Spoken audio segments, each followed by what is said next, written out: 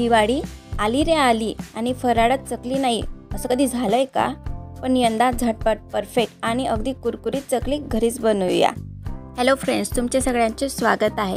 आज माझ्याकडे माझ्या खास मैत्रिणीची रिक्वेस्ट आली आहे की तुझी आई चकली खूप छान बनवते, तर ती रेसिपी तू आमच्यासोबत शेअर करशील का?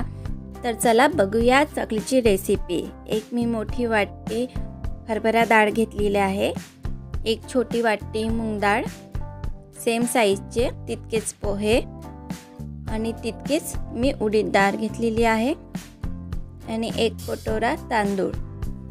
सगळे डाळी एकदम स्वच्छ धुवून घ्यायच्या आणि वाळवून घ्यायच्या। आपण भाजणीची चकली बनवतो आहे, तर यात भाजणी ही खूप महत्त्वाची असते, म्हणून एकदम मंद आचेवर सगळ्या डाळी गुलाबी कलर येईपर्यंत भाजून घ्यायच्या। कंटिन्यू डाळ हलवत राहायची म्हणजे डाळ लागणार नाही। बघू शकता डाळीला खूप छान कलर आलेला आहे। त्याचप्रमाणे पोहे सुद्धा भाजून घ्यायचे। नंतर मी थोडेसे इथं धने घेतले आहे। धने थोडे भाजल्यानंतर त्यातच मी थोडं जीर घातलेलं आहे। दोघी छान भाजून घ्यायचे।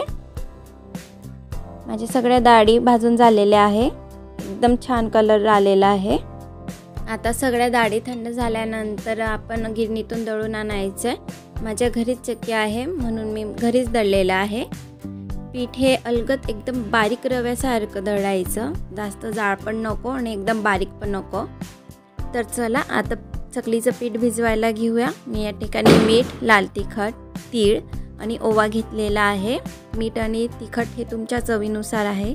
एक कटोरा मी पीठ घेतलेला आहे चकलीचं। चकलीचं पीठ तितकंच पाणी लागतं, तर सेम मी एकच कटोरा घेतलेला आहे। जितकं कटोरा मी पीठ घेतलं आहे तितक्याच कटोरा मी पाणी घेतलेलं आहे।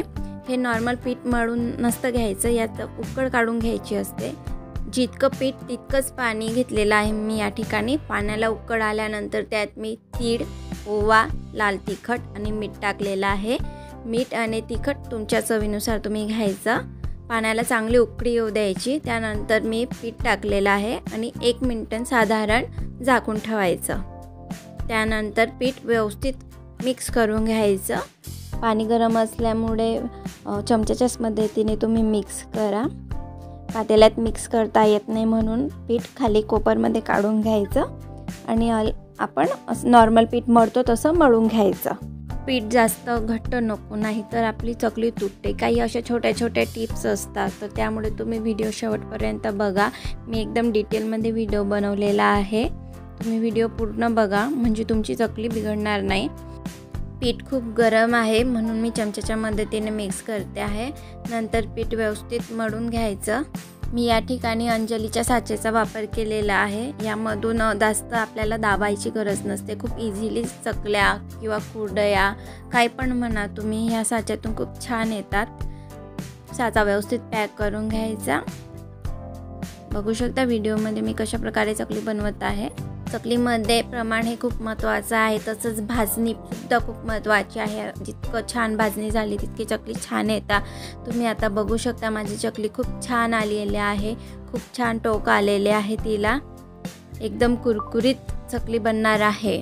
दिसायलाच इतकी सुंदर दिसते ना। तर चला आता चकली तळून घेऊया। तेल हे कमी जास्त फ्लेम करत राहायची, थोडं मंद आचेवरच चकली तळून घ्यायची म्हणजे त्याचा खूप छान कलर येतो।